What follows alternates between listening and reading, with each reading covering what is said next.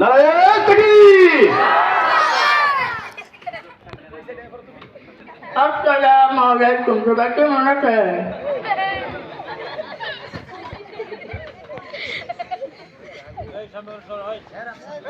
আসসালামু আলাইকুম ওয়া রাহমাতুল্লাহি ওয়া বারাকাতুহু।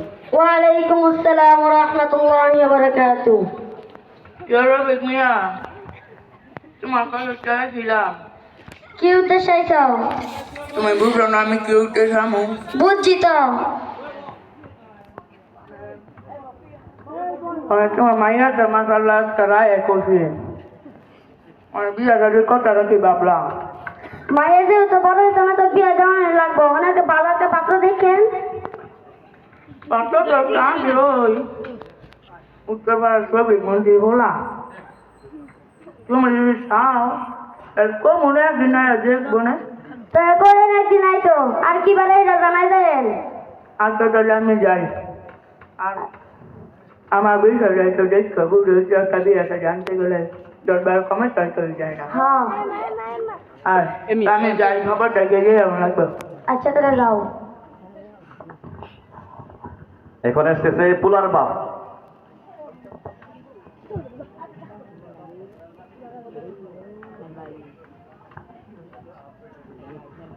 ইয়ে রবিক মিয়া,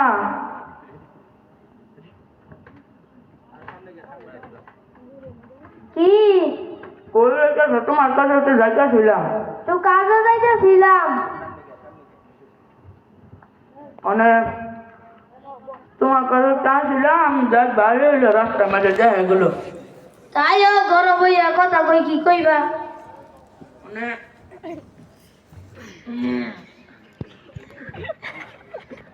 মানে তোমার বলার লাগে একটা ভাবতে দেখছিলাম। তো আমরা তো ফাটি দেখতাছি মিলতেছে না। তো তুমি যেহেতু কইছো, তো শুক্রবার আমরা 10-12 জনকে দেখে আসবো। আচ্ছা তাহলে শুক্রবারে যাইবা না? হ্যাঁ তাহলে আমি যাই, গিয়া খবরটা দিয়ে আমার লাগবে। আচ্ছা। রবিক মিয়া, হ্যাঁ কি হয়েছে কম? কইছিলাম যে আগরে কই আইছি আলা হারা 10-12 জন শুক্রবারে আইব। তা আচ্ছা আচ্ছা তাহলে আমি যাই, অন্য কাম আছে। আসছে ছেলে।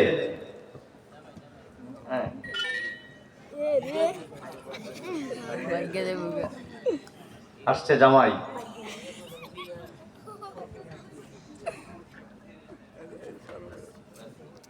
বাবা জায়েদ, জি বাবা। তোমার জন্য একটি পাত্রীর সন্ধান পেয়েছি। বলছি শুক্রবার আমরা 10-12 জনকে দেখে আসবো নে। আস্তাগফিরুল্লাহ বাবা, এটা তো ঠিক না। বিয়ের আগে এত মানুষ যার কোনো দরকার নাই। আমার মা চাচিটা দেখে আসবো নে। আর বিয়ের আগে মেয়ের ছেলে ছাড়া অন্য কোনো পুরুষ দেখা যায় না।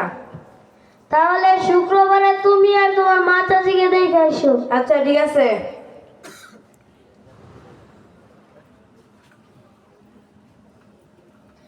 আলহামদুলিল্লাহ বাবা, মেয়ে আমাদের পছন্দ হয়েছে।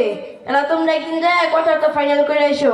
আচ্ছা বিকালে আমরা মুরব্বীরে গিয়ে কথাবার্তা ফাইনাল করে মনে। আচ্ছা ঠিক আছে।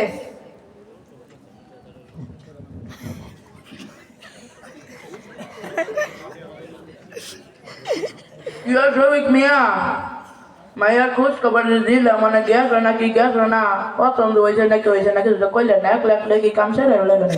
আরে না, তোমার কাছে তো যাইতেছিলাম, রাত রাস্তা যায় গেল। হ্যাঁ মাইয়া পছন্দ হয়েছে।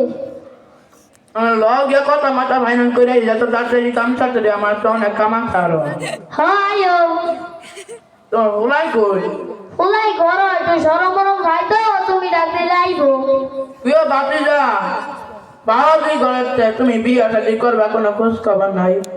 আসসালামু আলাইকুম চাচা, কেমন আছেন? ভালোই, মানে লগে কথা মাথা ফাইনাল করে। না আমরা মুরব্বীরা যায় কথাটা ফাইনাল করে না। আরে আয় ওদি মুরব্বি কথা শোনো না, এতবার কম মুখে। আচ্ছা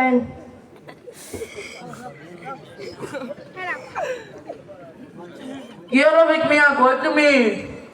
কও কি হইছে?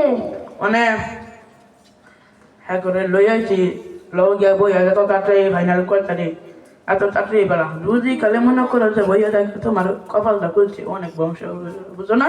তাহলে আইও।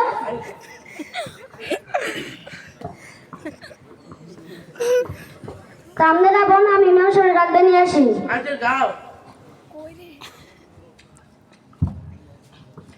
আসছে ইমাম সাহেব।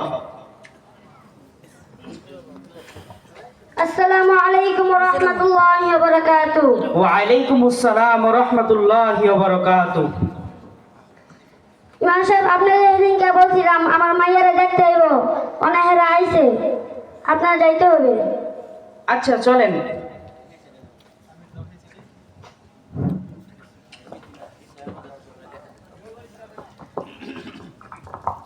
এটা কি ইমাম সাহেব নাকি? হ্যাঁ এটা ইমাম সাহেব। আসসালামু আলাইকুম। ওয়ালাইকুম সালাম। তো বিয়াই সাহেব আপনার আঙ্গ বুড়া পছন্দ হয়েছে, তো আপনার মাইয়া আঙ্গ পছন্দ হয়েছে, তো মোহর কত না সেরে ফেলি। মোহর কত? মরটা 5 লাখ কইছিল না রফিক মিয়া? হ্যাঁ 5 লাখ হই। আমার হলে 5 লাখ। লেহেন খালি 5 লাখ 10 লাখ মোহরের টাকা কেউ না দিতে হয়, বিয়া সারা সেরেলেন মোহরের টাকা দাম লাগে। আরে আপনি এগুলো কি বলতাছেন? মোহরের টাকা তো আগেই আদায় করতে হইব, কারণ শরীয়তের মধ্যে আল্লাহ তাআলা বলছেন তোমরা মহিলাদের মোহর আদায় করে দাও, আর এটা হলো মহিলার হক, আর ছেলের উপর এটা আদায় করা ফরজ। যদি ছেলে মারা যায় তবুও তো ছেলের এটা আদায় করতে হইব। ছেলে যদি মারা যায় তবু তো তার উপর এটা তার হিসাব নিকাশ হবে, তাই মোহরের টাকাটা আগেই আদায় করতে হইব। আর এখন ছেলের যতটুকু পরিমাণ সমর্থ ততটুকু পরিমাণই মোহরটা নির্ধারণ করতে হইবে। অনেক ছেলে কি বলো, তোমার কতটুকু পরিমাণ সমর্থ, তুমি কতটুকু পরিমাণ মোহর দিতে পারবা? আমি তো মানুষের পড়ছি, অনেক কিছুই জানি। মোরে ফাতিমির যেহেতু একটা বরকত আছে, তো মোরে ফাতিমিটাই করা যাক।